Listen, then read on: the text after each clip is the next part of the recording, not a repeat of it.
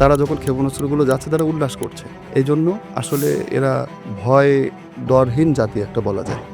যখন আমেরিকা হামলা করে কোনো দেশের উপর, কয়েকটা দিক তারা বিবেচনায় রেখেই হামলাটা করে। প্রথমত তারা 100% নিশ্চিত হয় যে আমরা এখানে জিতব। ইভেন 5%ও যদি তারা সম্ভাবনা দেয় যে না, এখান থেকে আমাদের খালি হাতে ফিরতে হবে, তারা সেই সব জায়গায় রিস্ক নেয় না। আমেরিকা ইসরায়েল দুটো দেশই এমনই। সামনে প্রতিরোধ ব্যবস্থা নেই, কারণ আয়রন ডোম নেই। তারপর আর যে সিস্টেমগুলো, আরও যে ডিফেন্স সিস্টেম, এগুলো সবগুলো ঘাঁটিতে নাই, যার কারণে এই সব দেশও কিন্তু সতর্ক। বাংলাদেশের আপামর মানুষ আসলে এই বিষয়ে জানতে চায়, যুদ্ধ কি আসলে এবার হয়েই যাবে? বাংলাদেশ পুলিশের অ্যাটিটিউড, ইন্ডিয়ান পুলিশের অ্যাটিটিউড, পাকিস্তান পুলিশের অ্যাটিটিউড এবং ইরানি পুলিশের অ্যাটিটিউড একরকম না। আপনি যখন তারা একজন অপরাধীকে ধরে অথবা আপনার বিরুদ্ধে যদি কোনো অভিযোগ থাকে, তাহলে আপনাকে ফোন করবে, আপনি কালকে সকালে থানায় রিপোর্ট করবেন। 50টা ছুরির আঘাত করে মারছে, আগুন ধরে দিয়েছে জীবন্ত একজন মানুষকে। এটি ইরানে ঘটেছে। এই সরকার কিন্তু তোমাদের এই যে আজকে আর্থিক সমস্যা, তোমাদের কাছে টাকা থাকলে, স্যাংশন থাকলেও তোমরা ভালো চলতে পারতা, কিন্তু যেহেতু তোমাদের টাকাগুলো পাচার হয়ে যাচ্ছে বা অন্য দেশের প্রতিরোধ আন্দোলনের পেছনে খরচ হচ্ছে, যার কারণে এই সংকটগুলো তৈরি হচ্ছে।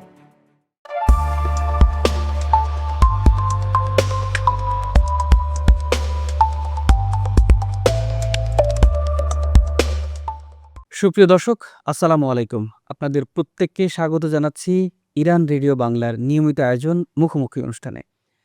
বরাবরের মতো আপনাদের সাথে আছি আমি শাহাদাত হোসেন।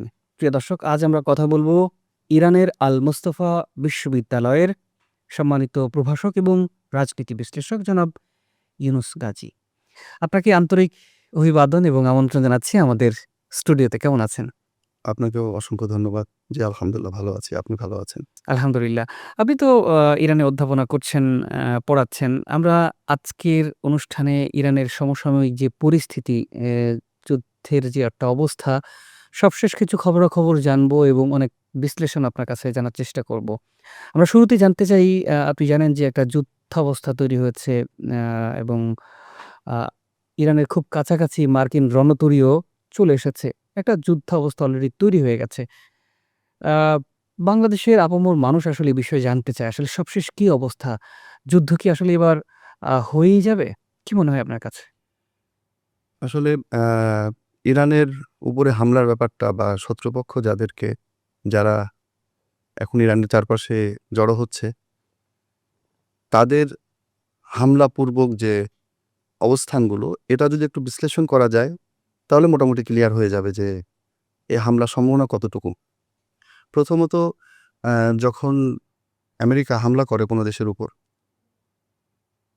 কয়েকটা দিক তারা বিবেচনায় রেখেই হামলাটা করে। প্রথমত তারা 100% নিশ্চিত হয় যে আমরা এখানে জিতব। যদি তারা ইভেন 5%ও যদি তারা সম্ভাবনা দেয় যে না, এখান থেকে আমাদের খালি হাতে ফিরতে হবে, তারা সেই সব জায়গায় রিস্ক নেয় না। আমেরিকা ইসরায়েল দুটো দেশই এমনই। দ্বিতীয়ত, এরা যখন কারো উপর হামলা করতে চায়, সাধারণত তারা যখন গাফিল থাকে, অতর্কিত হামলা করে তাদের উপরে। তাদেরকে সতর্ক করে দিয়ে কখনো হামলা করে না। করেন। আপনি 12 দিনের যুদ্ধেও সেটা দেখেছেন। হঠাৎ করে হামলা হঠাৎ হয়েছে। করে হামলাটা হয়েছে এবং রাতের বেলায় যখন ঘুমিয়েছিল সবাই, সেই সময় তারা হামলাটা করেছে।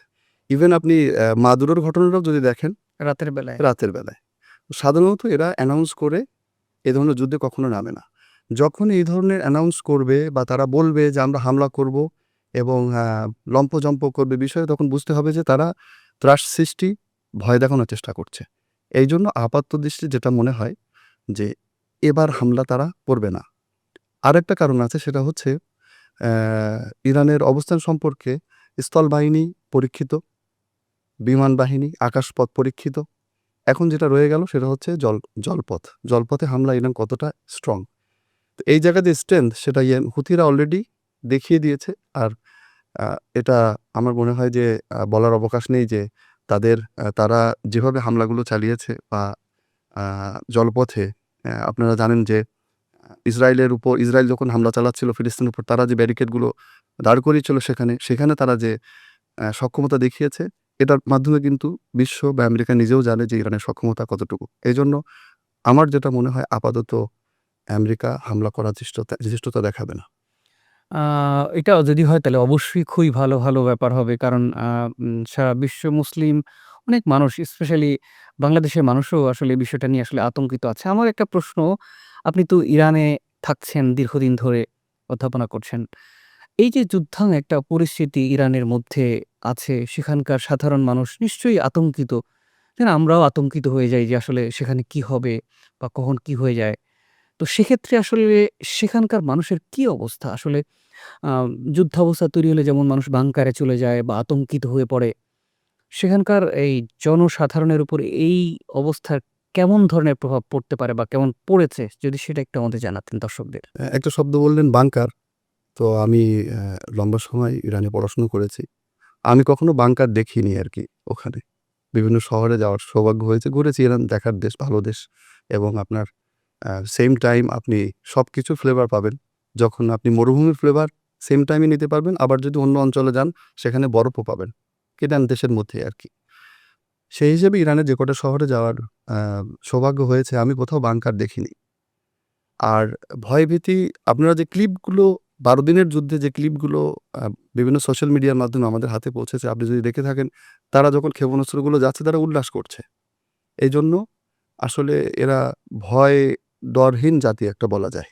এবং যুদ্ধ যেহেতু তারা দীর্ঘ ৮ বছর যুদ্ধ দেখেছে, ইরাক যখন হামলা করেছিল, সেই ৮ বছরের যুদ্ধের সময় এরা একেবারে খালি হাতে ছিল। বেয়ার হ্যান্ড এরা কিন্তু আ ইরাককে ইরাকের সামনে, ইরাক বলতে ভুল হবে শুধু। কারণ তৎকালীন বিশ্বের পরাশক্তি সবগুলো দেশে কিন্তু ইরাকের সাপোর্টে ছিল।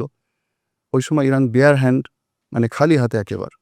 তারা কিন্তু এদের সামনে দাঁড়িয়েছে এবং ৮ বছর যে প্রতিরক্ষা যুদ্ধ, সেই যুদ্ধের সময় তারা দেখিয়েছে, তারা দেখেছে। এইজন্য এই ধরনের যুদ্ধগুলো তাদের একটা জেনারেশনের জন্য এটা খুব বড় কোনো অভিজ্ঞতা না। এর চেয়ে বড় অভিজ্ঞতা বা এর চেয়ে ভয়ংকর অভিজ্ঞতা তাদের আছে। এইজন্য মানসিকভাবে তাদের উপর চাপ সৃষ্টি করতে পারবে বলে আমার মনে হয় না। অর্থাৎ অ ভীত সন্ত্রস্ত না সেখানকার মানুষরা। জি, তারা শাহাদাতের তামান্না নিয়ে জি, জি, জি। উজ্জীবন মানে তারা সেখানে এখন তাদের এই সময়টা কাটছে। আমার প্রশ্ন হচ্ছে আমরা গেল বছরে একটা যুদ্ধ দেখেছি ইসরায়েলের সাথে ইরানের। হঠাৎ করে ইসরায়েল হামলা চালিয়েছিল। তখন পাল্টা প্রতিরোধও তৈরি করেছিল আ ইরান এবং সেটা শেষ পর্যন্ত বলা যায় ইরান সেই ১২ দিনের যুদ্ধে জয়ী হয়েছিল। আমার প্রশ্ন হচ্ছে এইবার তো সময় পেয়েছে। আ সেক্ষেত্রে আসলে ইরানের প্রস্তুতিটা কেমন? আ এই প্রতিরোধ গড়ে তোলার জন্য? জি, আসলে দেশ হিসেবে যখন ১ম আ ক্ষেপণাস্ত্র তৈরির ব্যাপারটা আসে, এটা কিন্তু ইরাক-ইরান যুদ্ধের সময় থেকেই মূলত শুরু হয়েছে আরকি। তারপর থেকে ইরান আর পেছনে ফেরেনি কখনো। ১২ দিনের যুদ্ধের যে ব্যাপারটা ঘটেছিল সেটা হচ্ছে যে, অনেকে হয়তো এই ধারণা করেছে যে ইরান আ ১ম আ তো হামলার শিকার হয়েছে সে। তো ইরান ওই সময় কয়েকটা, যেভাবে বিভিন্ন সোর্স থেকে আমরা তথ্য পেয়েছি যে সিস্টেম হ্যাক হয়েছিল ইরানের। সিস্টেম কিন্তু দুর্বল না। একটা জিনিস হচ্ছে সিস্টেমই দুর্বল।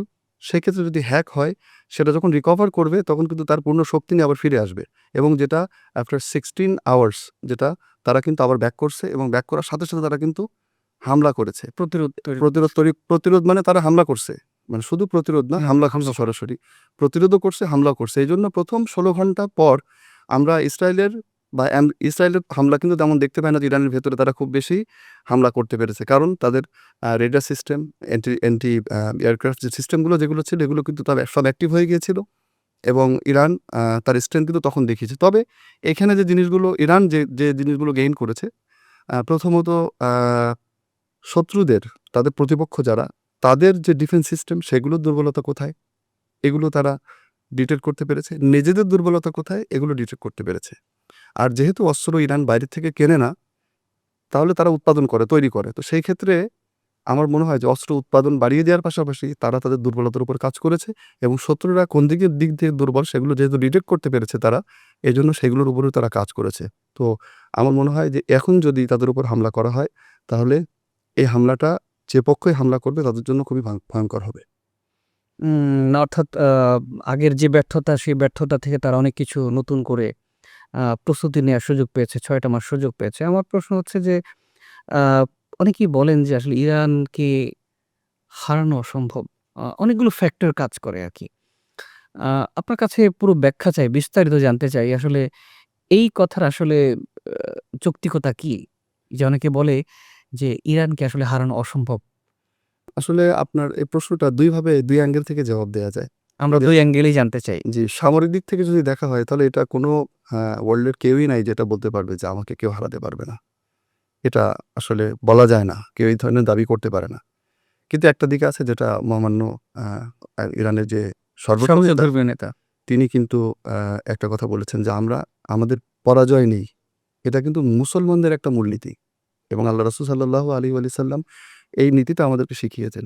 সেটা হচ্ছে কি, যখনই কোনো যুদ্ধে যেতেন মুসলমানরা, তখন মুসলমানদের মধ্যে যেই স্পিডটা তিনি দিতেন সেটা হচ্ছে, তোমরা যদি জীবন নিয়ে ফিরে আসো তাহলে তোমরা শত্রুপক্ষের উপর বিজয়ী হয়েছো এবং আল্লাহ রাব্বুল আলামিন তোমাদের উপর সন্তুষ্ট হয়েছে।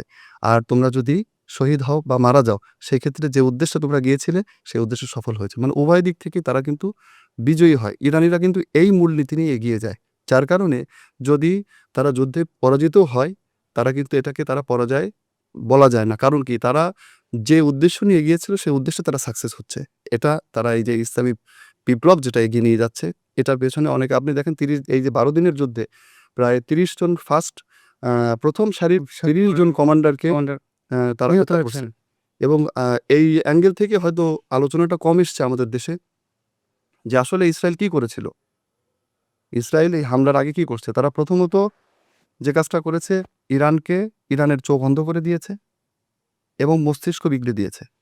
তো আপনি যদি একটা মানুষকে একটা যদি সামনে রাখেন, একটা মানব দেহকে, যার চোখ নেই এবং মস্তিষ্ক নেই, সে কিন্তু অকেজো, কিছুই করতে পারে না। এর অর্থ কি?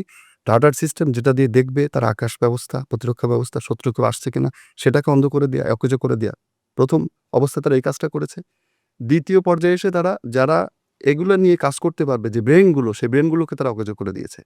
তারা কিন্তু 100% নিশ্চিত ছিল যে আমরা এখান থেকে ফিরে যাব। কিন্তু এই যে ১৬ ঘন্টার মধ্যে ৩০ জন কমান্ডারকে রিপ্লেস করা, এটা কিন্তু আসলে আনবিলিভেবল। এবং আমি নিজেও শকড হয়েছি যে এত দ্রুত অন্য কোনো দেশ হলে সময় নিত, আরও হামলার শিকার হতো, ৪-৫ দিন পরে হয়তো একটা জবাব দিত। কিন্তু রিকভার করার সাথে সাথে তারা যখনই তাদের সিস্টেম যখন অ্যাক্টিভ হয়ে গেল, সাথে সাথে কিন্তু তারা রেসপন্স করছে এবং আবার জবাব দিয়েছে এবং আরও শক্তভাবে জবাব দিয়েছে, যে তারপরে কিন্তু ইসরায়েল আস্তে আস্তে পিছিয়ে যাওয়া শুরু করেছে।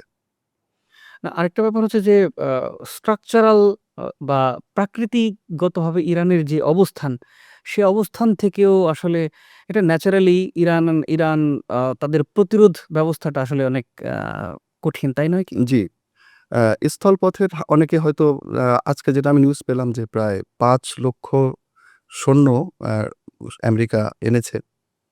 তো আ এটা আসলে একটা বলেছে যে ত্রাস সৃষ্টি করার জন্য তারা এই ধরনের কিছু স্টেপস তারা নিচ্ছে আরকি। স্থলযুদ্ধে তারা কখনোই যাবে না। কারণ আপনারা লেবাননের যে প্রতিরোধ আন্দোলনের কথা শুনেছেন, যে তারা কিন্তু খুব ছোট একটা গোষ্ঠী। কিন্তু তাদের সামনেও কিন্তু আ দাঁড়াতে পারে দাঁড়াতে পারেনি। আপনি আ ইয়েমেনেও যদি দেখেন, যে ইয়েমেনে প্রতিরোধ কিন্তু লম্বা সময় ধরে কিন্তু ইয়েমেনের উপরে আক্রমণ হয়েছে। কিন্তু তাদের কিন্তু দমাতে পারেনি। এজন্য স্থলপথে এদের চেয়ে অনেক বেশি প্রশিক্ষিত, এদের স্ট্রেংথ, ইরানিদের স্ট্রেংথ আরো অনেক বেশি, মানে লেভেলটা আরো অনেক হাই। যার কারণে স্থলপথে আসলে এই আক্রমণটা আসলে আক্রমণটা সম্ভব না কোনোভাবেই। যদি আপনি আকাশপথে দেখেন, তো আকাশপথে অলরেডি ওয়ার্ল্ডের মধ্যে নামকরা যতগুলো ডিফেন্স সিস্টেম ছিল, Iron Dome, Arrow, THAAD, David Sling হ্যাঁ, এগুলো সবই কিন্তু এই যে ১২ দিনের যুদ্ধে মোটামুটি ইরান এগুলো সবগুলো কিন্তু ফাঁকি দিছে। এবং সেটা যেভাবেই হোক না কেন, কোনোটা হয়তো সেটাকে রাডার ফাঁকি দিয়ে ঢুকছে, কোনোটা না, তারা টেকনিক করে ঢুকছে। যেমন তারা কিন্তু টাইমিং করছে। টাইমিংগুলো দেখছে যে কত সেকেন্ড সময় লাগে। এর একবার লোড হতে কত সেকেন্ড সময় লাগে। এরা কিন্তু ক্ষেপণাস্ত্রগুলো যখন পাঠিয়েছে, এই টাইমিংটা মেইনটেইন করেই পাঠিয়েছে। অথচ দেখা যাচ্ছে কি করছে তারা, একটা এক্সেলেন্ট যে কাজটা করেছে, এদের ওল্ড মডেলের কিছু ক্ষেপণাস্ত্র ছিল, যেগুলো আসলে এখন আর খুব একটা কার্যকারিতা নেই। ১ম দিকে কিন্তু এগুলো পাঠানো হয়েছে। এগুলো যখন পাঠানো হয়েছে, তো তাদের একটা স্ট্রোক তো ছিল। যুদ্ধের কৌশল। হ্যাঁ, তাদের একটা স্ট্রোক ছিল, ক্ষেপণাস্ত্রের স্ট্রোক ছিল। ওটা লোড হবে, ওটা লোড হওয়ার পর এটা শেষ হয়েছে আস্তে আস্তে। যখন এটা এমন একটা পর্যায়ে গিয়েছে যে তাদের আর এই যে তাদের সিস্টেমগুলো থেকে যে ফায়ার করবে ক্ষেপণাস্ত্রগুলো এবং ইরানি ক্ষেপণাস্ত্রগুলোকে ইন্টারসেপ্ট করবে, এই ক্ষেপণাস্ত্র তাদের কাছে আর ছিল না। নাই। ইরানের মূল হামলাটা কিন্তু তখন শুরু হয়েছে। এক্সাক্টলি। যার কারণে তারা কিন্তু বিষয়টা বুঝে গেছে যে এবং শেষ সময় তড়িঘড়ি করে কিন্তু যুদ্ধবিরতিটা হ্যাঁ, হয়েছে। তড়িঘড়ি করে যুদ্ধবিরতি, মানে হঠাৎ করে খেলার মাঝখানে, গেমের মাঝখানে গান থামিয়ে দেয়া যায়, যুদ্ধবিরতি হয়ে যাক। আর এরা কখনো কিন্তু যতক্ষণ হোপ থাকে ততক্ষণ এরা কিন্তু যুদ্ধবিরতিতে যায় না। কারণ এরা নেমেছিল, এদের কাজই হচ্ছে এটা, যে প্রত্যেকটা দেশের উপরে যখন এদের কারো উপর ক্রোশ থাকে, মানে ক্ষোভ থাকে, এরা কিন্তু একটা মরণ কামড় দেয়। আপনি প্রত্যেকটা দেশের ক্ষেত্রে দেখবেন, আপনি ইরাকের ক্ষেত্রে দেখেন, লিবিয়ার ক্ষেত্রে দেখেন, এরকম একই রকম ভাই। একেবারে প্রস্তুতি নিয়ে হ্যাঁ, প্রস্তুতি নিয়ে এবং একটা কামড়, এই কামড়টাই দিব, এই কামড়টাই শেষ, এই ছোবলটাই শেষ। আর আমার প্রতিপক্ষ আর কোমর সোজা করে দাঁড়াতে পারবে না। ইরানের ক্ষেত্রেও কিন্তু সেইম এই জায়গায় কিন্তু ওরা একটা চেষ্টা করেছিল যে ইরানকে আঘাত করবে, কিন্তু তাদের ক্যালকুলেশন আমার মনে হয় ভুল ছিল। না, আপনি খুবই চমৎকার করে বিষয়টা বিশ্লেষণ করেছেন। নিশ্চয়ই দর্শকরা বিষয়টা বুঝতে পারবে। আন্তর্জাতিক গণমাধ্যমের খবর অনুযায়ী আমরা দেখতে পাচ্ছি আমেরিকা সর্বাত্মক যুদ্ধের প্রস্তুতি সেরে ফেলেছে। কয়েকদিন আগে ডোনাল্ড ট্রাম্প আ ইরানে আক্রমণ করার সর্বাত্মক হুমকি দিয়েছেন এবং পাশাপাশি তিনি আ বলেছেন যে আলোচনার দরজাও খোলা আছে ইরানের জন্য। আমার প্রশ্ন হচ্ছে যে এই ডাবল স্ট্যান্ডার্ড কেন? এটি কি একটা কৌশল? আ আসলে ট্রাম্প সম্পর্কে সাধারণত মিডিয়া যতটা ট্রাম্পকে দেখায়, আমরা যে জানি যে সে যে কথাটা বলে সাধারণত কিছুক্ষণ পরে সে নিজের কথা থেকেই ঘুরে যায়।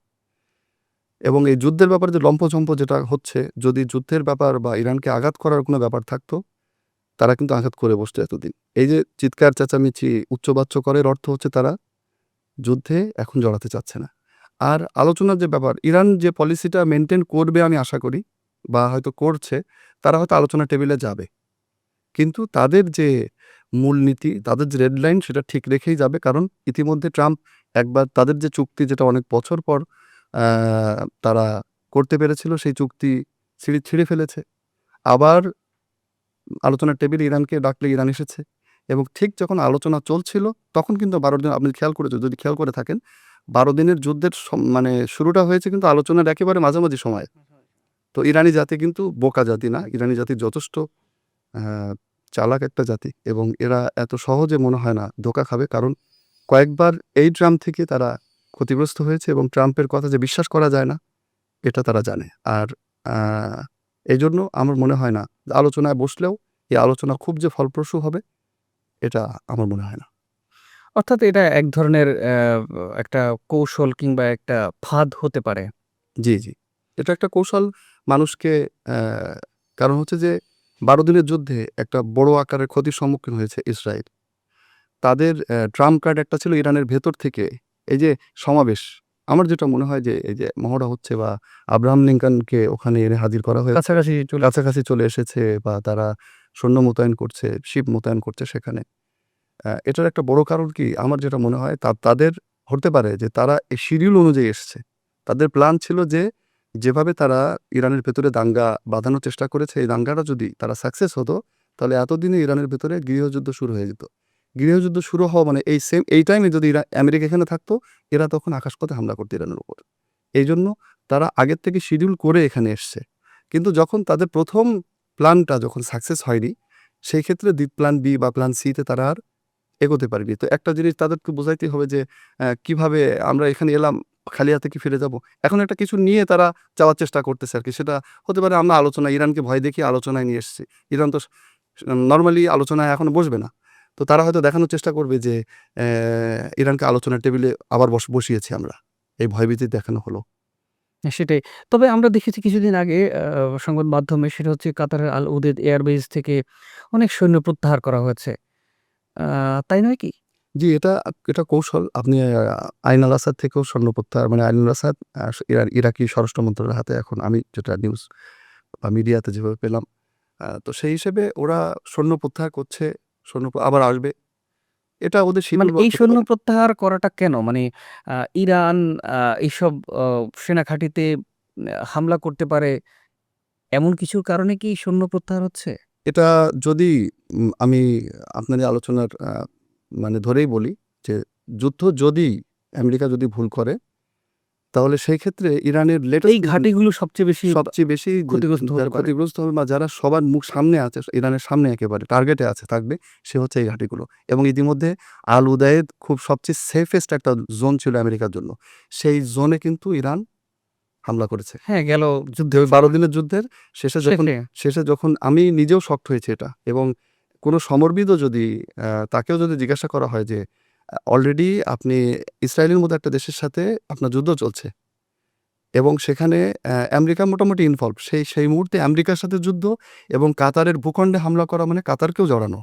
তো আবার ২ টা নতুন দেশের সাথে মানে যুদ্ধে জড়ানো, এটা আসলে কোনো সমরবিদই কিন্তু এটাকে, সে কিন্তু বলবে যে এটা আসলে উম যদি ঠান্ডা মাথায় কেউ চিন্তা করে, তাহলে এই রেজাল্টে কেউ পৌঁছাবে না। কিন্তু পরে আমরা যখন ভেবেছি, বললাম না, এক্সাক্টলি যিনি ডিসিশন নিয়েছেন ইরানের সর্বোচ্চ নেতা, ওনার ডিসিশনটা ছিল ঠিক। কারণ যদি ওই দিন ওই হামলাটা যদি না করা হতো, তাহলে সম্ভাবনা খুব ছিল আমেরিকা এই সিজফায়ারকে তারা লঙ্ঘন করত। ইসরায়েল সিজফায়ারকে লঙ্ঘন করত। কিন্তু ওই হামলাটা করে ইরান কিন্তু বুঝিয়ে দিয়েছে যে আমরা পিছাবো না।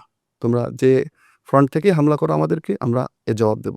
এই অঞ্চলগুলো যখন ইসরায়েলে হামলা করেছে তখন আপনি জানেন অবশ্যই যে ইরানি ক্ষেপণাস্ত্র ইসরায়েলে পৌঁছাতে কয়েকটা দেশের উপর দিয়ে যেতে ৫ হতো। টা দেশের উপর ৫ টা দেশের উপর দিয়ে। এবং এর অনেক কটা দেশ কিন্তু ইরানি ক্ষেপণাস্ত্রগুলোকে ইন্টারসেপ্ট করছে। এবং সেই ইন্টারসেপ্ট করার পর যেগুলো পৌঁছেছে ইসরায়েলে, সেইগুলোর যে আপনার প্রতিরোধ করার ব্যাপার। প্রতিরোধ ক্ষমতা তারা দেখাতে পারেনি। এখন লেটেস্ট এগুলো ছিল পুরানো মডেলের ক্ষেপণাস্ত্রগুলো। লেটেস্ট মডেলের ক্ষেপণাস্ত্র সামনে প্রতিরোধ ব্যবস্থা নেই, কারণ আয়রন ডোম নেই। তারপর আর যে সিস্টেমগুলো আরও যে ডিফেন্স সিস্টেম, এগুলো সবগুলো ঘাঁটিতে নাই। যার কারণে এইসব দেশও কিন্তু সতর্ক যে যদি হামলা, ইরানও বলে রাখছে যে যেখান থেকেই হামলা হবে সেখান থেকে আমরা প্রতিরোধ সেখানে করা জবাব দেবো সেই জবাব দেয়া। জায়গায়। তো এইজন্য এই সেনাঘাঁটিগুলো এটা হয়তো তাদের পার্ট অফ, যে বললাম যে দেখানো যে আমরা সৈন্য প্রত্যাহার করে নিচ্ছি, এর অর্থ হচ্ছে যে আমরা হামলায় যাচ্ছি, কিন্তু তারা আমার মনে হয় না আদৌ হামলাতে যাবে। না, আপনি একেবারেই যথার্থ বিশ্লেষণ করেছেন। তবে আমরা ইরানের আকাশ প্রতিরক্ষা নিয়ে একটু কথা বলতে চাই, আলোচনা করতে চাই। আমরা গেল ১২ দিনের যুদ্ধের সময় দেখেছি হঠাৎ করে যখন ইরানের আকাশ ব্যবহার করে হামলাটা হলো, তখন কিন্তু কার্যত আসলে ইরানের আকাশ প্রতিরক্ষা ব্যবস্থাটা যে দুর্বলতা সেটা ধরা পড়েছে। এইতে ৬ টা মাস সময় পেল। আকাশ প্রতিরক্ষার কি অবস্থা আসলে ইরানের? ইরানের আকাশ প্রতিরক্ষা ব্যবস্থা আগের থেকেই স্ট্রং ছিল, না হলে এই হামলাটা আরও অনেক আগে হতো। তবে যারা মোটামুটি এই মনস্তাত্ত্বিক যুদ্ধ অথবা সাইবার ওয়ারের কথা যারা জানে মোটামুটি, তারা জানে যে এখানে কেউ বলতে পারবে না যে আমারটা 100% প্রোটেক্টেড। আর ইরান কিন্তু একটা দেশ, এবং এখানে কিন্তু বাইরের এক্সপার্টরা ইরানকে কেউ কিন্তু সাহায্য করে না। ইরানিরাই ইরানিদেরকে সাহায্য করে বা ইরান দেশকে সাহায্য করছে। কিন্তু যে প্রতিপক্ষ, তাদের কোন দেশ থেকে যে তাদেরকে এই সিস্টেমগুলো ব্রেক করার পেছনে, এই সিস্টেমগুলো ভাঙার পেছনে বা এই সিস্টেমগুলো হ্যাক করার পেছনে কোন দেশের এক্সপার্টরা কাজ করছে আমরাও কিন্তু জানি না। হয়তো ২০টা দেশের ৫০টা দেশের এক্সপার্টরা কাজ করছে। কিন্তু ইরান কিন্তু এক্ষেত্রে একেবারে একা। তো যার কারণে ইরান অবশ্যই এই জায়গাগুলো বুঝতে পেরেছে যে কোন জায়গা থেকে তারা এই সাইবার হামলার শিকার হয়েছে, এবং এগুলোকে তারা অবশ্যই গেইন করার চেষ্টা করবে, এগুলোকে সমাধান করার চেষ্টা করেছে এই পর্যন্ত। না হলে এতদিন হামলা হয়ে যেত। হামলা করতো আমেরিকা। ঠিক বলছেন। আমরা একটু সাম্প্রতিক সময়ে যে ইরানের যে দাঙ্গাটা হলো সেটা নিয়ে একটু আলোচনা করি। আপনি জানেন যে দাঙ্গাটা কয়েকদিন আগে হয়ে গেল সেটা অ অনেকে বলেন যে আসলে ইরানিদের মধ্যে এই দাঙ্গার পেছনে আসলে অনেক অসন্তোষ ছিল ইরানের মানুষদের। আমার প্রশ্ন হচ্ছে আসলে উম এই অসন্তোষটা কেন? মানে কো আ অর্থনৈতিক, সামাজিক, রাজনৈতিক ঠিক কোন জায়গাটাতে আসলে সংকটটা বেশি হয়েছে ইরানিদের? আগের যদি দাঙ্গার পেছনের মূল কারণটা আসলে কি? আসলে এই ধরনের দাঙ্গাগুলো ইরানের, যদি যারা ইরান নিয়ে ওভারঅল স্টাডি করে ২-৩ বছর পর এই ধরনের একটা দাঙ্গা হয় ইরানের ভেতরে। এবং এটা যারা দাঙ্গাটা আ বাধায় বা যারা দাঙ্গার পেছনে ইন্ধন দেয়, এরাও ক্লিয়ার, তাদের চেহারাও ক্লিয়ার, তারা জানে কারা এই কাজটা করছে। মূলত ১ম দিকে এটা দাঙ্গা ছিল না। এটা আ নরমালি মানুষ একটা প্রতিবাদ একটা ছিল, একটা প্রতিবাদ বিক্ষোভ ছিল, ছিল ব্যবসায়ীদের একটা। এই যে আমাদের দেশে একটা নিউজ পেলাম সংসদ ভবন ঘেরাও করছে। তো আমি একটু ক্লিয়ার করা দরকার জিনিসটা। আপনি ইরানের আমাদের প্রেস ক্লাব আছে না? জি। প্রেস ক্লাবের সামনে আপনার যদি কোনো বিষয়ে প্রতিবাদ থাকে, আপনি একটা ব্যানার নিয়ে আপনি প্রেস ক্লাবের সামনে যেয়ে দাঁড়ান। সাংবাদিকরা আসে, দেখে আপনাদেরকে যে উনি কি বলতে চাচ্ছেন, স্টেটমেন্ট নেয়। তার কি বলতে চাচ্ছে তার কথাগুলো শোনে। ইরানের সংসদের পাশে কিন্তু একটা জায়গা আছে যেখানে যেয়ে মানুষ তার প্রতিবাদ সে ব্যক্ত করতে পারে। তার যদি মনের কোনো ক্ষোভ থাকে, কারোর বিরুদ্ধে কোনো অভিযোগ থাকে, সরকারের বিরুদ্ধে কোনো অভিযোগ থাকে, সে কিন্তু সেখানে দাঁড়িয়ে ব্যক্ত করতে পারে। তো এখন এই যে প্রেস ক্লাবে যদি ১০ জন দাঁড়ায়, এর অর্থ কি প্রেস ক্লাব ঘেরাও করছে? ইরানে কিন্তু এটা হয়নি। সাধারণ মানুষ রাস্তায় নামছে। বাজারে মূলত তো যেটা বিক্ষোভটা শুরু হলো বাজার থেকেই। তো এরা কিন্তু যখন বাজারের যে লোকজনের, আমাদের দেশের মিডিয়াগুলোতে আপনি দেখবেন না বাজারের লোকজনের কোনো ইন্টারভিউ, ইরানি যারা, তাদের কিন্তু নাই। বা আপনি ওয়ার্লড ওয়াইড কোনো মিডিয়াতেই আপনি পাবেন না যে সাধারণ ইরানিদের থেকে বাজারের ভেতরে বাজারিদের ইন্টারভিউ হ্যাঁ, আসলে নাই। কিন্তু যখন আপনি এটা ফার্সিতে দেখেন, তখন তাদের ইন্টারভিউগুলো আমি যে দেখলাম, তারা বলছে যে তারা এসে বলতেছে, "বয়স্ক লোক, দোকান বন্ধ করো। তোমাদের জন্যই তো আজকে এই সমস্যা। তোমরা এই বিপ্লবটা করছো বলে।" ছুরি নিয়ে এসছে তারা, মারবে। সংঘবদ্ধভাবে যদি ২০-২৫ জন লোক, যাদের আপনারা দেখেছেন তাদের গেটআপটাও কেমন। এই ধরনের লোক যখন একটা দোকানে এসে দাঁড়ায়, আল্টিমেটলি মানুষ ভয় পেয়ে যাবে তাদের চেহারা দেখলে, তাদের গেটআপ দেখলে। তো সেই ক্ষেত্রে ১ম দিকে কিন্তু এরা মার্কেটগুলো বন্ধ করে দেওয়ার চেষ্টা করছে। বন্ধ করে দিয়ে মানুষকে বিক্ষোভের রাস্তায় নামানোর চেষ্টা করেছে। মানুষের কিছু অভিযোগ তো ছিল। কারণ হচ্ছে যে আপনি ৩ টা বিষয় রাজনৈতিক, সামাজিক এবং সামাজিক অর্থনৈতিক, এবং এই ৩ টা কিন্তু এখন আর আলাদা কিছু না। আপনি তবে সবচেয়ে বেশি যে জিনিস রোল প্লে করে সেটা হচ্ছে রাজনৈতিক ফিল্ডে। কারণ হচ্ছে যদি রাজনৈতিকভাবে কোনো দেশ স্থিতিশীল থাকে, বিশেষ করে ইরানের মতো দেশ, তাহলে ইরানিদের সমস্যা হওয়ার কথা না। কারণ ইরান ইটসেলফ সে কিন্তু স্বয়ংসম্পূর্ণ। তার কিন্তু যদি কেননা সে এত বছর ধরে সেখানে প্রতিরোধ করে আসছে নিজেদের এই জনগণগুলো নিয়ে। আজকে আ ৪৫-৫০ বছর ধরে তারা প্রতিরোধ করে আসতেছে। এই স্যাংশন তাদের উপরে আজকের থেকে না, অনেক বছর ধরে। আপনি হয়তো আশ্চর্য হবেন যে ১ বছরের মধ্যে আজকে বাংলাদেশের ডলারের রেট হয়তোবা ১২৮ ২৫-২৬ টাকা। এই ডলারের রেটটা যদি ২ মাসের মধ্যে যদি ৳২৫০ হয়ে যায়, তাহলে বাংলাদেশের কি অবস্থা হবে একটু ভাবেন। যে আমরা কি আসলেই এখান থেকে সারভাইভ করতে পারবো বা আমরা সরকারের কি অবস্থা হবে? এই অবস্থায় মানুষ কিন্তু কষ্টের মধ্যে থাকে। মানুষ কিন্তু আমাদের দেশের মতো না। এর আগের যে ঘটনা ছিল, মাহসা আমিনের ঘটনা আপনারা হয়তো শুনেছেন। জি, তো মাহসা আমিনের ঘটনাতে আমরা যেভাবে বাংলাদেশের মিডিয়াগুলো দেখলাম যে তাকে হয়তো মারতে মেরে ফেলেছে। এই ধরনের একটা কিছু দেখানোর চেষ্টা করছে আমাদের দেশের মিডিয়া। ওভারঅল ওয়ার্ল্ড মিডিয়া এটাই চেষ্টা করেছে। কিন্তু এখানে বুঝতে হবে যে বাংলাদেশ পুলিশের অ্যাটিটিউড, ইন্ডিয়ান পুলিশের অ্যাটিটিউড, পাকিস্তান পুলিশের অ্যাটিটিউড এবং ইরানি পুলিশের অ্যাটিটিউড একরকম না। আপনি যখন তারা একজন অপরাধীকে ধরে অথবা আপনার বিরুদ্ধে যদি কোনো অভিযোগ থাকে, তাহলে আপনাকে ফোন করবে, আপনি কালকে সকালে থানায় রিপোর্ট করবেন। অথবা আপনার বাসার সামনে আসবে, আপনার বিরুদ্ধে ওয়ারেন্ট আছে, চলেন। আপনাকে কিন্তু মহল্লার মধ্যে থেকে আপনার হাতে হাত করে দিয়ে নিয়ে যাবে না কখনো। বা আপনার ফেস কিন্তু কখনোই পত্র-পত্রিকার সামনে নিয়ে আসবে না। কারণ আপনি তো একা না। আপনার বাবা আছে, আপনার মা আছে, আপনার সন্তান আছে। তাদের সম্মান কিন্তু সমাজে অনেক বড়। এই জিনিসটা খেয়াল করে তারা, এতটা খেয়াল রাখে। পুলিশ যদি অন্যায়ভাবে কারোকে যদি আঘাত করে, কোনো একজন সে হয়তো আসামি, কাকে ধরছে তাকে আঘাত করছে। একসময় হয় যে না সে আসলে দাগী আসামি এবং সে আঘাত করতে যাচ্ছিল পুলিশকে, এই বিষয়টা আলাদা। কিন্তু সাধারণ একজন মানুষ যদি তার বিরুদ্ধে কোনো কেস হয়, কোনো মামলা হয়, সে যদি আসামি হয়, তাকে যখন ধরবে পুলিশ কিন্তু তাকে আঘাত করার ক্ষমতা পুলিশের নাই। কারণ যতক্ষণ বিচার না হচ্ছে, যতক্ষণ বিচারক কোনো রায় না দিবে, ততক্ষণ তার বিরুদ্ধে কোনো অ্যাকশন পুলিশের নেওয়ার ক্ষমতা নেই। কারণ পুলিশ অ্যাকশন নেবে না, আদালত অ্যাকশন নেবে। যদি সে আঘাত করে সেই আসামিকে, সে আসামি কিন্তু আদালতে দাঁড়িয়ে বলতে পারবে, আমাকে ওই পুলিশটা আঘাত করছে যখন আমার যে অপরাধ সেটা প্রমাণিত হয়নি। সে কিন্তু গিল্টি, পুলিশ কিন্তু ফেঁসে যাবে। পুলিশের জরিমানাও হতে পারে, জেলও হতে পারে পুলিশের।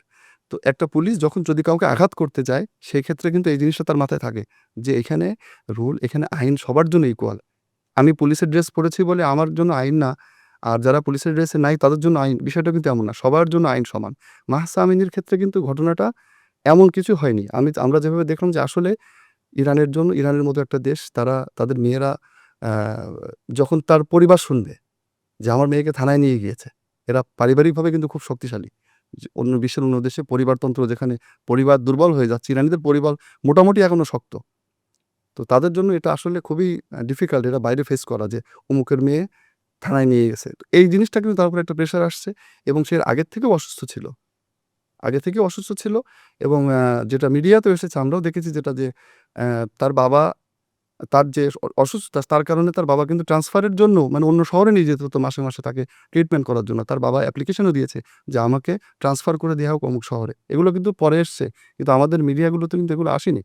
তো যার কারণে তাদের যে বিহেভিয়ার এটা কিন্তু দেখতে হবে যে ইরানের জনগণ কেমন। ইরানের জনগণ আমাদের দেশের জনগণ আলাদা, পাকিস্তান, ইন্ডিয়ার জনগণ আলাদা। ওরাও সাধারণ জনগণ ভাঙচুর করে না। সাধারণ জনগণ জ্বালাও পোড়াও করে না। সাধারণ জনগণ আসবে, স্লোগান দিবে। আপনি দেখবেন লাখ লোক আছে। কিন্তু যখনই কিছু ভাঙতে যাবে জনগণ নিজেই বাধা দেবে। এইজন্য এই বিষয়টা কিন্তু দেখতে হবে যে তাদের বিক্ষোভটা কেমন ছিল? বিক্ষোভটা ছিল শান্তিপূর্ণ। কিন্তু আমাদের দেশে দেখানো হচ্ছে যে বিক্ষোভটা ছিল একটা দাঙ্গার মতো ব্যাপার-স্যাপার। বিষয়টা কিন্তু এমন না। কিন্তু তার মানে আপনি কি এটা বোঝাতে চান যে পশ্চিমাদের গভীর ষড়যন্ত্রের কারণেই আসলে দাঙ্গাটা হয়? আর সেক্ষেত্রে ইরানের যে সত্যিকার অর্থে যে সংকট, সেটা কি এর মধ্যে একটা কারণ না? সংকট তো অবশ্যই একটা দেশে যখন অর্থনৈতিকভাবে চাপের মধ্যে থাকবে জনগণ, তখন জনগণ যেমন এই আপনার আ দ্রব্যমূল্য বৃদ্ধি পাওয়া, এটা মানে আমাদের দেশে আমরা বাংলাদেশীরা আমরা ভাবতেই পারব না যে কিভাবে বাড়ে। Double triple. আজকে আমার দেশে যেটা নিত্য প্রয়োজনীয় জিনিস, আমার যদি মনে হয় আমি মাংসের কথাই বলি। গরুর মাংস, গরুর মাংস ৳৮০০ ৳৮৫০ অনেকদিন ধরে। ওখানে কিন্তু এমন না। ওখানে ১ বছরের মধ্যে প্রায় ডবল হয়ে যায়। আচ্ছা। যার কারণে এটা কিন্তু আ তাদের একটু তো তারা অভিযোগ তো করবেই। কারণ হচ্ছে যে দেশের এই কারণে স্যাংশনের কারণে বা এই যে অর্থনৈতিক চাপের কারণে, অর্থনৈতিক নিষেধাজ্ঞার কারণে মানুষ এই সমস্যাগুলোর মধ্যে পড়ছে। এজন্য যখন এই মুদ্রাস্ফীতির ব্যাপারটা সামনে আসে, তখন পাবলিক সাফার করে। যার কারণে যখন কেউ ব্যথা পাচ্ছে তো একটু তো বলবেই আরকি। এটা কিন্তু অ্যাম খুব সিম্পল এক ন্যাচারাল ব্যাপার ছিল এবং এটা ডিলিংটাও কিন্তু খুব ন্যাচারাল ছিল। মানে এমন না যে সাধারণ মানুষের উপরে চড়াও হয়ে তাদেরকে দমন করছে, বিষয়টা কিন্তু এমন না। অর্থাৎ আপনি বলছেন যে আসলে এটা একটা বড় চক্রান্ত দেশকে অস্থিতিশীল করার জন্য পশ্চিমাদের একটা ষড়যন্ত্র বা পশ্চিমা মিডিয়া এটাকে ফুলিয়ে ফাঁপিয়ে দেখিয়েছে। বিষয়টা তো এমন নাকি? জি, আসলে ইরানের বললাম যে ওরা ২-৩ বছর পর আপনি এটা দেখবেন যে ওদের দেশের মধ্যে এই একটা ধরনের একটা দাঙ্গা সংকট বাঁধানোর হ্যাঁ। চেষ্টা চালানো হয়। কোনো একটা ইস্যু যদি বুঝতে পারে যে এই ইস্যুটা একটা বড় করা যাবে কিছু, সাথে সেই ইস্যুটাকে বড় করার জন্য তাদের প্ল্যান থাকে। দ্বিতীয় কথা জিইয়ে রাখা। এটা সংকট জিইয়ে রাখা। সংকট জিইয়ে রাখা। এটা কিন্তু খুবই ইম্পোর্টেন্ট বিষয় যে সংকট জিইয়ে রাখা। যেমন আমরা মনে করি যে হয়তো যখন ইয়ে হয়ে গেল, সিজ ফায়ার হয়ে গেল। তার মানে যে সকল টিমগুলো কাজ করছিল সেগুলো কি নিষ্ক্রিয় হয়ে গেল সব? না। তারা আরো নতুন উদ্যোগ নিয়ে নতুন উদ্যমে তারা কাজ শুরু করেছে। প্রত্যেকটা সেক্টরের জন্য টিম তৈরি করা। যে টিমের কাজ ডান সে টিম আবার নতুনভাবে শুরু করে। যে টিমের কাজ এখনো ডান না সে টিম কাজ কন্টিনিউ রাখে। যাদের কাজ হচ্ছে জিইয়ে রাখা, যুদ্ধের মধ্যেও জিইয়ে রাখবে। অন্য কাজ তারা করবে না। যাদের কাজ এগুলোকে সরকারের এগেইনস্টে স্লোগান দেয়া, তারা স্লোগানই দিবে। এইভাবে কিন্তু এই দেশের মধ্যে এই আজকে বিপ্লবের পর থেকে এই প্রায় ৪-৫ দশক ধরে তারা কিন্তু এটাকে জিইয়ে রেখেছে এবং এই জিইয়ে রাখার কারণে মানুষও কিন্তু এটা অস্বস্তিতে থাকে। কারণ মানুষ সবসময় দেখছে যে একটা সমস্যার মধ্যে আছি। তাদেরকে বোঝানোর চেষ্টা করে যে তোমরা কিন্তু সমস্যার মধ্যে তোমাদের সমস্যার মধ্যে রাখছে। আ অর্থাৎ আসলে আপনার কথা অনুযায়ী যদি আমি ধরি সেটি হচ্ছে যে কয়েক বছর পরপরই আসলে ইরানের সংকট হয়। এই যে ইসলামিক প্রজাতন্ত্রে বিশৃঙ্খলা এবং আ গোলযোগ আ হয় কিছুদিন পর। কি ধরনের আসলে পদক্ষেপ নেয় বা কিভাবে এই সংকটগুলো তারা মোকাবেলা করে? জি। অ্যা আমি কিছুক্ষণ আগেও আপনাকে উদাহরণটা দিলাম যে আসলে এই যে ডিল করা বা পাবলিকের পাবলিকের সাথে পাবলিক যে সেন্টিমেন্ট পাবলিক সেন্টিমেন্ট, মানুষের মন মানসিকতা, পুলিশের মন মানসিকতা এগুলো সামনে রেখে কিন্তু এই প্রশ্নের অ্যান্সার খুঁজতে হবে। কারণ হচ্ছে যে ইরানি জাতি এমন একটা জাতি স্প্রিং এর মতো। আপনি ইসলামী বিপ্লব যদি দেখেন, ইসলামী বিপ্লব কিভাবে এসছে? ইসলামী বিপ্লব কিন্তু এদের উপর যখন অপ্রেস করছে, শাহ সরকার যখন এদের উপর দমন নীতি এপ্লাই করছে, তখন কিন্তু সাধারণ জনগণ রাস্তায় বের হয়েছে। তাদের কাছে কিন্তু অস্ত্র ছিল না। সাধারণ জনগণ রাস্তায় বের হয়ে সরকারের পতন ঘটিয়েছে। এজন্য ইসলামী বিপ্লবের যারা কর্ণধার, যারা ইসলামী বিপ্লবকে টিকিয়ে রেখেছেন, তারা কিন্তু এই বিষয়টাকে প্রায়োরিটি দিচ্ছেন। এইজন্য ১ম স্টেজে মাহসা আমিনির সময়ও কিন্তু এর চেয়ে বড় আরো দাঙ্গা হতে পারত। কিন্তু আমি তখন দেখেছি, মানে সরাসরি দেখেছি জিনিসটা যে পুলিশ সর্বোচ্চ লেভেলের যে সহিষ্ণুতা এটা কিন্তু দেখিয়েছে এবং মানুষ তাদের উপর ইট নিক্ষেপ করছে। তাদের উপর ইনস্ট্রাকশন যেটা ছিল যে তোমরা পাল্টা আঘাত করবে না। যখন সশস্ত্র কিছু লোক মানুষের উপর হামলা করা শুরু করেছে, বিভিন্ন প্রতিষ্ঠানের উপর হামলা করা শুরু করেছে, সশস্ত্রভাবে পুলিশের উপর হামলা করা শুরু করেছে, তখন পাবলিকের জীবন নিরাপদ করতে কিন্তু নিরাপত্তা বাহিনী বা তাদের যে দাঙ্গা বাহিনী ছিল তারা কিন্তু রাস্তায় নেমেছে। নাহলে সাধারণ অবস্থায় যখন সাধারণ বিক্ষোভ ছিল তারা কিন্তু অ্যাকশনে যায়নি বা সেখানে মারধরের কোনো ঘটনা কিন্তু আমরা লাঠিচার্জের কোনো ঘটনা কিন্তু আমরা পাই না। আন্তর্জাতিক গণমাধ্যমের খবর অনুযায়ী যদি বলি সেখানে শত মানুষ নিহত হয়েছে আ পুলিশের আ প্রতিরোধের কারণে বা পুলিশের ব্যবস্থা নেয়ার কারণে এমনটা আসলে আন্তর্জাতিক খবরে দেখানো হয়েছে। আমার প্রশ্ন হচ্ছে আমরা গেল বছরে বাংলাদেশে গণঅভ্যুত্থান দেখেছি। সেখানে দেখেছি স্বৈরাচারী সরকার যদি বলি শেখ হাসিনা সরকার কিভাবে বাংলাদেশের মানুষের উপর আম অ দমন, নিপীড়ন করে আন্দোলনকে মোকাবেলা করতে চেয়েছে এবং তারা ক্ষমতায় টিকে থাকতে চেয়েছে। আমার প্রশ্ন হচ্ছে ইরানের সাথে আসলে অন্যান্য দেশগুলোর আসলে কেমন পার্থক্য? আ যদিও গণমাধ্যমের যে আমরা ছবিগুলো দেখেছি সেখানে আমরা দেখেছি যে আ ইরানের যে পুলিশ বাহিনী তারাও কিন্তু ও এইটা আ এই আন্দোলন দমানোর জন্য তারা নানান পদক্ষেপ নিয়েছে। অন্যদিকে আ যারা বিক্ষুব্ধ ছিল তারাও আততায়ীরা তারা গুলিবর্ষণ করেছে। নানান ধরনের সংকট হয়েছে। আমার প্রশ্ন এই অন্য দেশের সাথে ইরানের আসলে কি পার্থক্যটা কি? যে কিভাবে তারা মূলত আসলে এই দমন বা এই বিশৃঙ্খলা বা এই সংকট মোকাবেলা করে? হ্যাঁ, আপনি যেহেতু বাংলাদেশ রিসেন্টলি এই প্রসঙ্গত। ধরনের একটা আ ঘটনা বাংলাদেশে ঘটেছে, তো প্রসঙ্গ টেনে এটা খুব সুন্দর একটা উদাহরণ যে আসলে বাংলাদেশে কিভাবে হলো আর ইরানে কিভাবে ডিল করে জি। ইরানি সরকার। প্রথমত দেখতে হবে যে যারা দুটো পক্ষ, সরকার পক্ষ এবং একটা হচ্ছে আপনার যারা বিক্ষোভ করছে সাধারণ জনগণ। এই দুটো পক্ষকে বিশ্লেষণ করতে হবে। বাংলাদেশের যে যারা রাস্তায় ছিল তারা ছিল প্রথম দিকে তো 100% স্টুডেন্ট। এরা কিন্তু এরা অস্ত্র-শস্ত্রে সজ্জিত ছিল না। এরা মসজিদ ভাঙেনি। এরা ধর্মীয় প্রতিষ্ঠানে আগুন দেয়নি। এরা ব্যাংকে আগুন দেয়নি, স্কুলে আগুন দেয়নি। এরা শান্তিপূর্ণভাবে এদের ন্যায্য যে অধিকার সেটা চেয়েছিল। এবং এর বিপরীতে যখন সরকার তাদের গানফায়ার ওপেন করেছে, তখন কিন্তু আ এর কারণে সরাসরি যখন তাদের প্রতি তাদের এই গুলি ছুড়েছে, অনেক মানুষ মারা গিয়েছে। তো এইজন্য এখানে তাদের নাম আসছে ফ্যাসিস্ট। কি জন্য? নিরস্ত্র, অসহায়, ন্যায্য দাবি নিয়ে রাস্তায় নামা একদল লোকের উপরে তারা গানফায়ার ওপেন করেছে। কিন্তু ইরানের ক্ষেত্রেও কি তাই? ইরানের ক্ষেত্রে যারা বিক্ষোভে নেমেছিল, তারা তারা কি নিরস্ত্র ছিল? তাদের হাতে কি কোনো অস্ত্র ছিল না? তারা কি মসজিদে আগুন দেয়নি? তারা ইরানের বিভিন্ন মাজারে তারা আগুন দিয়েছে, স্কুলে আগুন দিয়েছে। আমি কালকে একটা নিউজ পেলাম, সেই নিউজে একজন পুলিশ সদস্যকে তারা একা পেয়ে ৫০ টা ছুরির আঘাত তাকে করছে। ৫০ টা ছুরির আঘাত। আমাদের আ আ ২৪ এ আ কি কি বলে আপনার এই আগস্ট আন্দোলন যেটা, আগস্ট আন্দোলনের যদি ঘটনা ২-১ জায়গায় হয়তো পুলিশের ক্যাম্পগুলোকে তারা আগুন লাগিয়েছে। কিন্তু পুলিশকে বীভৎসভাবে মারার ঘটনা কিন্তু আমাদের হাতে নাই। কারণ হচ্ছে সাধারণ মানুষ এ কাজটা করতে পারে না। যারা সাধারণ মানুষ যদি বলে আমার হাতটা একটু কাটো, সে কাটবে না, কাটতে পারে না। মানে তার নিজের সংকোচ হবে বা সে ভয় পাবে। যারা খুবই প্রফেশনাল তারা এই কাজগুলো করতে পারে। তো একটা মানুষকে ৫০ টা ছুরির আঘাত করে মারছে। আগুন ধরিয়ে দিয়েছে জীবন্ত একজন মানুষকে। এটি ইরানে ঘটেছে। যার কারণে এখানে খুব একটা বড় পার্থক্য কিন্তু আপনাকে বুঝতে হবে। আরেকটা বড় পার্থক্য হচ্ছে আপনি ইরানের ফুটেজগুলো দেখবেন বেশিরভাগ রাতের বেলাকার ফুটেজ। বাংলাদেশের আন্দোলনগুলো কিন্তু রাতে এতটা জোরদার ছিল না। সব কিন্তু দিনের বেলায়। কারণ সাধারণ মানুষ আসতো রাতে দিনের বেলায়। ইরানের যে আন্দোলনগুলো হয়েছে বা বিক্ষোভ করেছে সরকার বিরুদ্ধে, এগুলো দিনের বেলায় যে আন্দোলনগুলো এখানে সাধারণ মানুষ ছিল। এবং এইখানে আপনি পুলিশের কোনো অ্যাক্টিভিটি দেখবেন না যে পুলিশ তাদের উপর লাঠিচার্জ করছে কি পুলিশ তাদেরকে মারছে। কিন্তু যাদের বিরুদ্ধে অ্যাকশনে গেছে পুলিশ এরা রাতের বেলায় বের হয়েছে, ফেস ঢাকা, হাতে অস্ত্র এবং এরা সাধারণ মানুষের জীবনযাত্রাকে তারা অচল করে দিতে চেয়েছিল। সাধারণ মানুষের মাঝে ত্রাস সৃষ্টি করতে চেয়েছিল। যার কারণে যখন ইরান গভর্নমেন্ট দেখেছে যে সাধারণ মানুষের উপর একজন মানুষ যদি মারা যায়, ইরান গভর্নমেন্ট সেই ক্ষেত্রে দায়ী থাকবে। এজন্য তারা কিন্তু তাদের বিরুদ্ধে গেছে বা তাদের বিরুদ্ধে অ্যাকশনে গেছে, যারা সাধারণ জনগণ নিরাপত্তাকে হুমকির মুখে ফেলেছে। আমাদের দেশে কিন্তু সাধারণ জনগণই রাস্তায় ছিল। তাদের নিরাপত্তা হুমকির মুখে ছিল না। তারপরেও তাদের উপরে আক্রমণ চালানো হয়েছে। এজন্য আমার মনে হয় যে এখানে বড় একটা পার্থক্য আ স্পষ্ট আরকি। আ আমরা একটু ইরানের মধ্যপ্রাচ্য জুড়ে মার্কিন সাম্রাজ্য বিরোধী যে প্রতিরোধ অক্ষ গড়ে তুলেছে ইরান, সেটি নিয়ে আমরা একটু আলোচনা করতে চাই। আপনি জানেন যে মধ্যপ্রাচ্য জুড়ে ইরানের যে প্রতিরোধ অক্ষগুলো তৈরি করা হয়েছে, এই শক্তিগুলোকে ব সমূলে উৎপাটন বা দমন করতে না পেরে পশ্চিমা মিডিয়া বলেন বা পশ্চিমা শক্তি আপনার আ ব ইরানের মধ্যে অভ্যন্তরীণভাবে সংকট জিইয়ে রাখে। তাই নয় কি?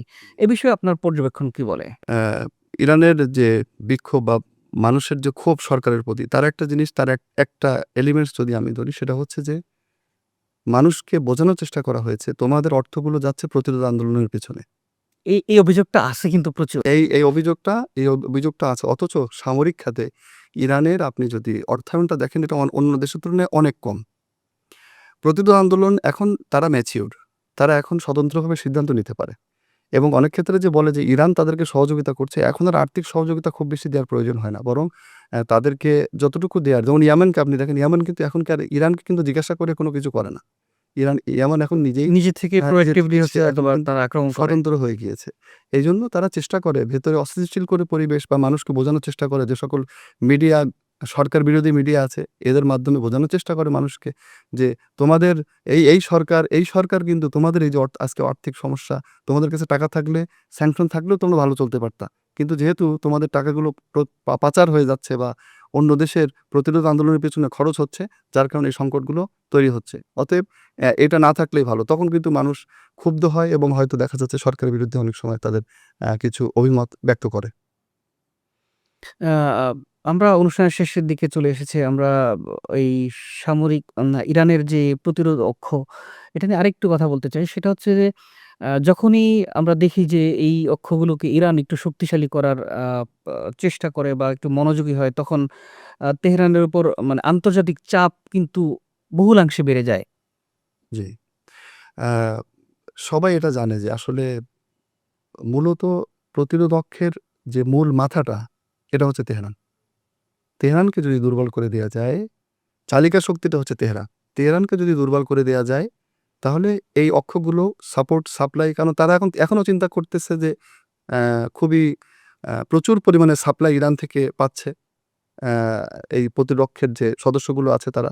এইজন্য তারা চেষ্টা করে তেহরানকে দুর্বল করার, যাতে তেহরান দুর্বল হয়ে গেলে যদি তাদের সাপোর্ট না পায়, যেমন তারা আমাদের বাংলায় যদি সরাসরি বলি যে গাছের মূল শেকড়টা যদি কেটে দেয়া যায়, তাহলে গাছের আগা বা গাছের ডালপালাগুলো এমনিই মারা যাবে। প্রতিটা ডাল কাটার প্রয়োজন নেই। এজন্য তারা চেষ্টা করে মূল শেকড়টা কাটার। তেহরানকে যদি অ্যা দুর্বল করে দেয়া যায়, সেক্ষেত্রে প্রতিরোধ দুর্বল হয়ে যাবে। এই চেষ্টাই মূলত তারা করে।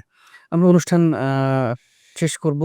শেষ করার আগে সর্বশেষ প্রশ্ন হচ্ছে ইরানের যে প্রতিরোধ অক্ষগুলো আছে, সেগুলোর এখন আসলে কি অবস্থা? মানে একটু যদি বিস্তারিত আমাদের জানাতেন।